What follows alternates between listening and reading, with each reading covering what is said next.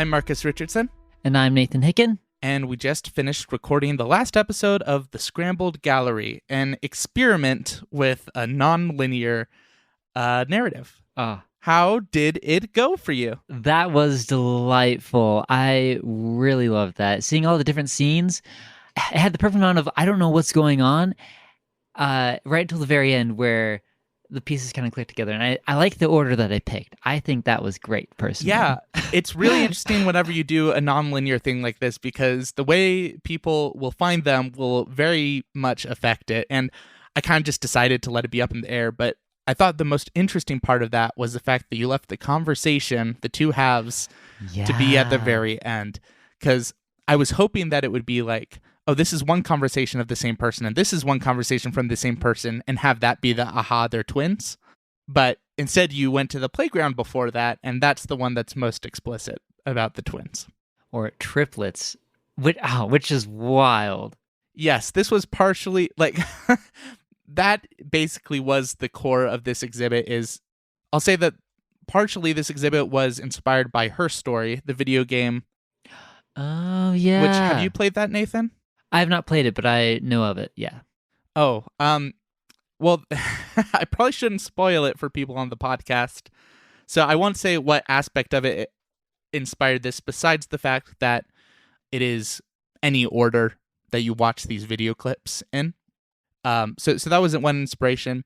And another early thought that I had was just like, the twin trope is so rote. What if I did something even dumber and made it, oh, we're not twins, they're triplets? And it was just something I was interested to see if I could make work. So I think that was fun. And I loved that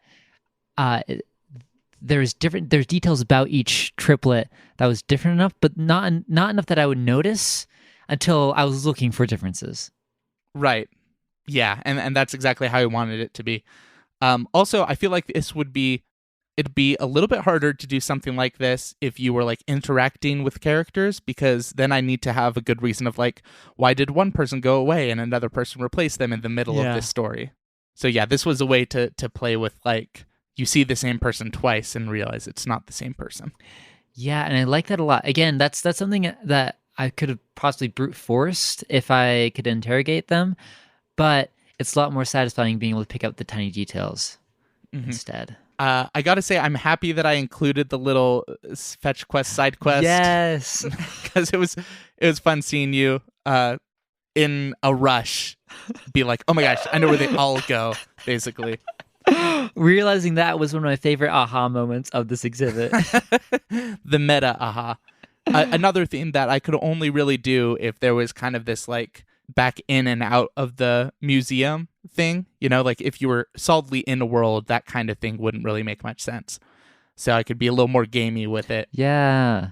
And my idea behind it was really just, one, I thought it'd be fun for you to find where these things belong, but two, that was what determined whether or not your probation was lifted. Really? Oh gosh. Because I imagined it would be possible to do this. Maybe this was foolish of me, but I assumed it was possible to do this exhibit without putting those where they belong. But how are you not going to do that? You knew something was up with all those things. So right. Oh, that was I'm a sucker for collectathon kind of things. So that was delightful. Can we talk about the reviews that you wrote for this, or not for this, but I guess you want to talk about the backstory about those? Sure. As of recording this, you haven't heard them in their final state because I still need to finish writing or finish getting my brother to record those. This is something that I wrote separately from this. It was a fun writing exercise to write just like really snarky reviews that were a lot meaner than anything I would say and more stupid than anything that should be taken seriously. But I liked the idea of there being a story that's broken up into parts that is not really easily connected in the first episode, and then you realize, oh, there is a connection here. I also liked the idea of a reviewer that's just like a total jerk, but is enamored with a single actress.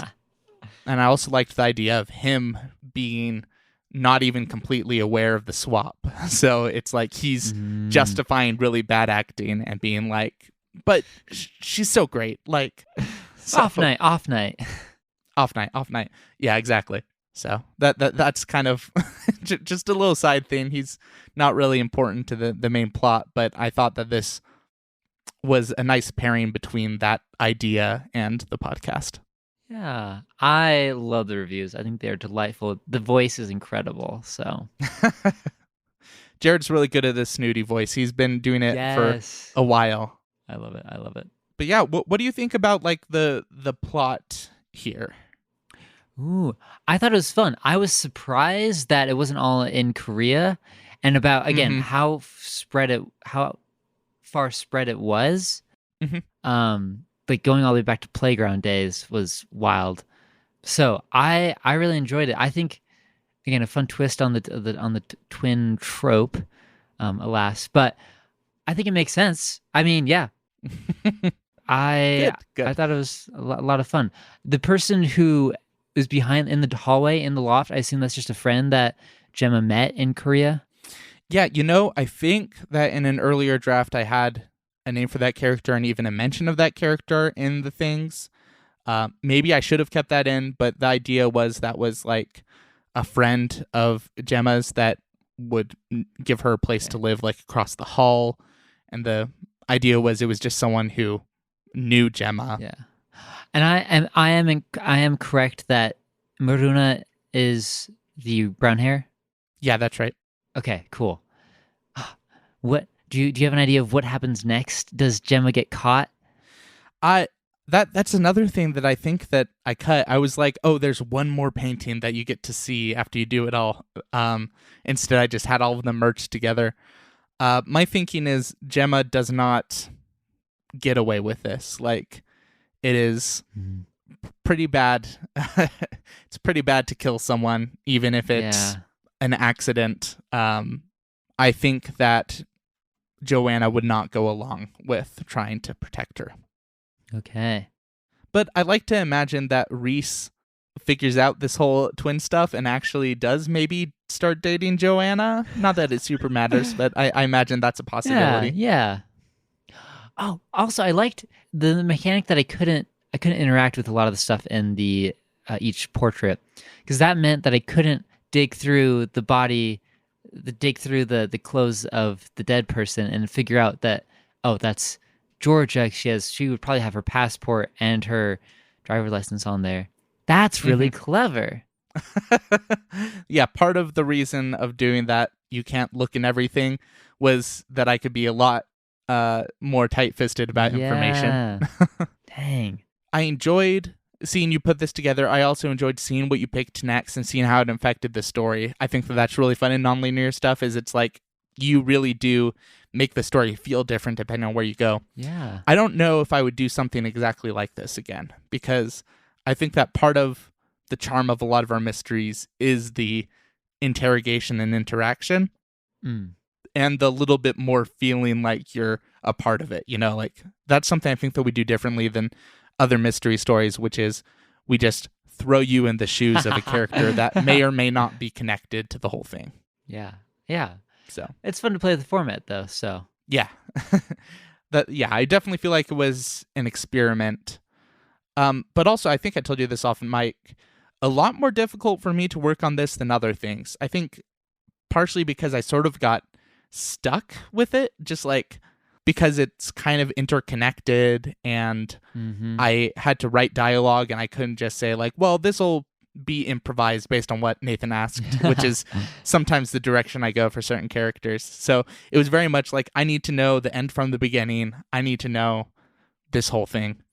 But really satisfying to have you go through. And I honestly think that ideas of various quality levels just feel better having a partner to go through them, having you be like, oh, this is cool, makes me be like, yeah, it's good. It is cool. Oh, thanks. But yeah, I cannot wait to see what happens next. Do you have a tease for the next exhibit you're working on? I think that my working title is the Legacy exhibit right now. I'm pretty excited about it because it's kind of like the Empty Cage exhibit. It's me being like, I can put a murder mystery anywhere, right? What about here? So I'm excited about the setting. Okay. I'm also excited that you may or may not see Grassman or his friend Forger. One of those two will definitely show up. Ooh. Okay. I'm really excited. By the way, great job on figuring out the name of Forger, named for listener ForgeBot, or on our Discord, going by that name, which that name actually does appear all the way back in the short story Chevrolet C10 150 or whatever it was. So you or anyone else can look for it. It's in there. It's in a code, but the name Forger has been around. Love it. I love it. Yeah, thank you so much for playing through this. I think that will do it. I don't think I have any like Easter eggs that I'm dying to share besides just like Shakespeare related things in there. I think that you probably caught most of those things. So, well, really quick though, what your favorite Shakespeare Easter egg that you slid in? I like the idea of someone having a tattoo that says "To thine own self be true," because I feel like that's kind of it doesn't have to be, but for this character, it's kind of a snotty thing to have a tattoo of. Like, just be yourself. Be your own crummy self. And then have your sister impersonate yourself. Is that quote, is that from As You Like It?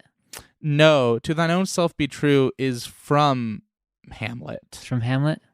Okay. Yeah. Oh, I think I remember I watched Something Rotten, and I'm pretty sure that's in there somewhere. Oh, yeah? But anyway, thank you so much. Marcus, this was delightful. Yeah, thank you so much for going through it, and I'm so excited to get back to what is a very interesting arc that I'm interested to see where it goes. Oh, man. The Lighthouse exhibit? Yes. The Lighthouse exhibit. The final Genevieve. Okay. Will you kill Genevieve? The real question is, will you kill Genevieve? That is a good question. It's happened before. People have been murdered by us, specifically you. Whoa. I'm sorry, Mark. I'm sorry. Man, it is just so fun bringing that up over and over again. Alas. All right, that was awesome. Thanks, Nathan. Thank you.